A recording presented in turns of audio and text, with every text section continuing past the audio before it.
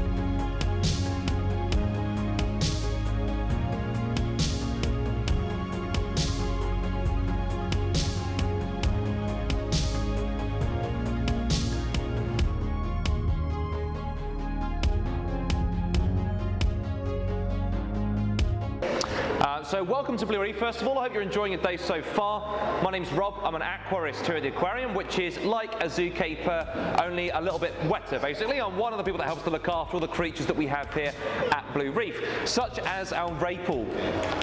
So we've got a number of interesting species of ray in this tank, only actually one species of stingray. All the other types of ray in this display don't sting, they have other defences. So the stingrays are the plain coloured ones, which I've got all three of right in front of me here right now. We've got 1, 2 and 3. They're all males. All of the rays in this tank are actually male. We've got 3 female rays in our second tank of the aquarium that you may have gone past already. We're keeping them separate from the males at the moment, just because at this time of year the males can get a little bit aggressive when it's mating season, so we just keep them a bit separate as well, because sometimes they can actually bite at the females when they want to mate, and it can be a bit of a nuisance for them as well. So we've kept them separate for now, and that keeps them all a bit more happy. So you might notice towards the end of the tail on these stingrays that I've mentioned, they've got a little bit flicking off of the tail. This is what houses the venomous barb or stinger that earns them their name. So they'll use this much like a scorpion will use their stinger. They'll flick it over themselves to sting what's in front of them or above them. And this is actually a venomous sting as well. Like the sting of a bee or the fangs of a snake or the spines on a lionfish, is actually a venom that can be injected and cause serious injury. Now generally, a sting from one of our rays here would certainly not be fatal. The famous case, of course, was Steve Irwin about 12, 13 years ago now, I believe. He was actually struck directly in the chest by a rather large southern stingray, which are more venomous than these ones, and that was what meant, unfortunately for him, it actually ended up being fatal because it went directly into his heart. Typically, you wouldn't expect a fatal sting to occur from one of these rays in here. So you can actually tell the males from the females. If you look towards the base of their tail, they have what looks like two smaller tails coming out from underneath. This is what houses the claspers, or this is the boy parts on the ray as well. On a female, you'll just see two flat fins at the base there. It's a common misconception as well that the rays have got this little smiley face beneath them. When they come up to the side like that, it looks like they've got a little smiley face looking up at you. What you're actually seeing is their mouth and their nostrils. And then you can clearly see the eyes are on top here as well. So this makes more sense than having a smiley face beneath the ray, because it means they can use their eyes on top for looking out for their predators, and their other senses beneath them for looking for their prey. Speaking of prey, we've now got some prawns, and what else? We've got a few cockles and some other chopped up bits and pieces coming into the tank here as well. So India's just demonstrating, and then we've got one of our VIPs today who's going to be doing a bit of feeding in this display. We feed the animals in two ways. Typically, we might do a scatter feed where we throw food into the tank and they have to find it of their own accord throughout the day.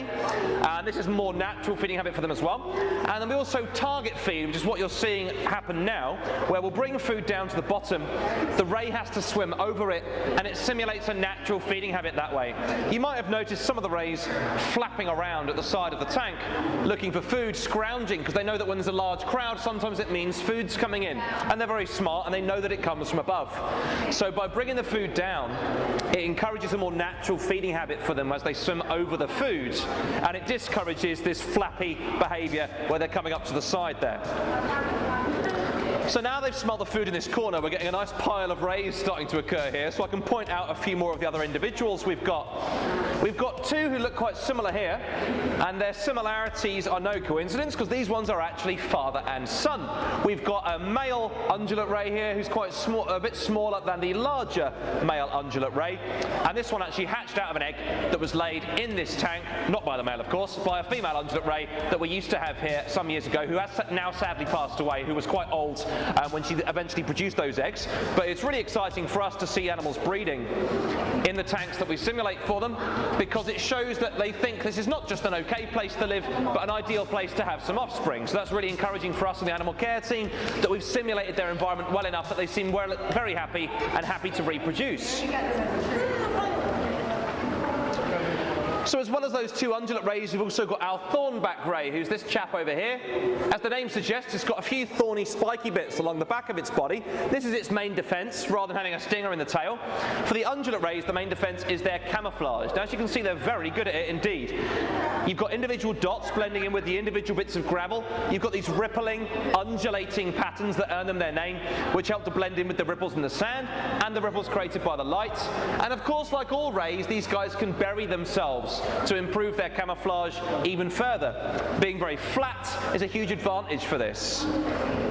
And that's what rays are. They're essentially a flattened out shark. Someone's taken a shark, gone like that, and gone like that. It's a shark in pancake mode, is how I've heard someone describe it before. And this is because sharks and rays are very closely related. These guys are part of the same family of fish known as elasmobranchs, which loosely means elastic bones. That's because these guys, their skeleton isn't actually made out of bone at all. It's made out of cartilage, which if you don't know already, wiggle your nose, wiggle your ears. That stuff in there, that's cartilage. It's also the stuff you've got in between your joints that stops your bones rubbing together. It's a very tough but very flexible material, which means they can swim very efficiently using their whole body when a shark swims, compared to a bony fish where most of the movement is in the tail and they have to move it a bit more quickly to propel themselves along. Also, you might see a slightly more colourful fish coming out at the moment now. This chap here, I'm pretty sure I've got the right one, based on his current attitude. I think this is George. Is that George? This is George.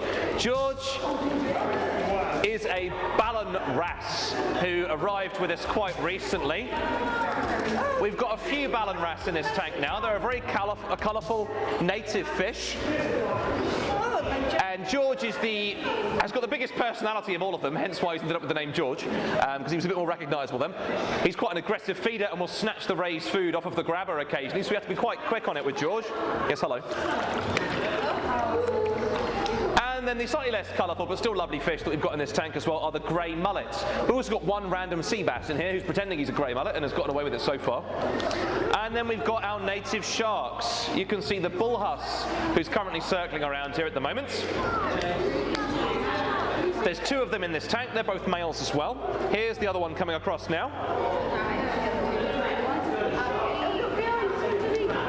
And then last of all, the only other species I haven't mentioned is our smaller shark species, is the lesser spotted dogfish that you can see here, or small spotted cat shark. So this is also an adult shark, like the other ones, but it's a much smaller species that only gets to about this size. And tell a lie, there is one more I haven't mentioned, because we've got one more ray species as well, and that is our blonde ray, who's this rather large spotty gentleman just coming out at the moment here now. And he earns his name from the slightly lighter coloration around the edge of their wings too. And rays will naturally prey on things like crabs, mollusks, worms, small sand-dwelling fish, things they'd find in the sand and in the sediment, and they've got these wide, flat teeth for grinding and scraping this material out of the sand. You can tell an awful lot about how and where and what an animal eats from the location and the shape of its mouth. So if you think about a ray with the wide flat teeth beneath them, it's going to find stuff beneath itself and it's going to be crushing and grinding rather than cutting or tearing, like a shark with pointy teeth at the front of its body. So like I say, it's not normally a feeding day for these guys on a Monday, but they're getting lucky today having a few extra treats from one of our VIPs. I'll leave our talk there for now. If anyone's got any questions about the rays or about anything else in general, or our native area, or anything whatsoever, please don't hesitate to ask. Once again, my name's Rob. If you don't have any questions, then just thank you for listening, enjoy the rest of the feed, and thanks for coming to Bluereef as well. Thanks very much. Cheers. Thank you.